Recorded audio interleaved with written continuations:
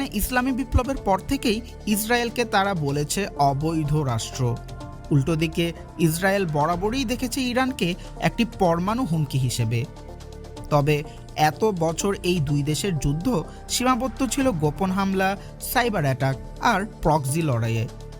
Hamas, Hezbollah, ইয়েমেনে হুতি এসব গ্রুপকে পেছন থেকে সমর্থন দিত ইরান, আর ইসরায়েল এসব ধ্বংস করত একে একে। দুই পক্ষই জানত সরাসরি হামলা মানে পুরো মধ্যপ্রাচ্য ধ্বংসের মুখে পড়বে। তাই একটি অদৃশ্য শক্তির ভারসাম্য এতদিন যুদ্ধকে ঠেকিয়ে রেখেছিল। 2023 সালের গাজা যুদ্ধের পর শুরু হয় নতুন নাটক। হামাস একযোগে ইসরায়েলে হামলা চালায়, আর ইসরায়েল পাল্টা আঘাতে গাজাকে গুঁড়িয়ে দেয়। তারপর শুরু হয় সিরিয়া ও লেবাননে ইরানপন্থী গোষ্ঠীর পতন। হেজবোল্লাহও বেশ দুর্বল হয়ে পড়ে। একসময় যেসব গ্রুপ ইরানের আঞ্চলিক বলয় হিসাবে কাজ করত,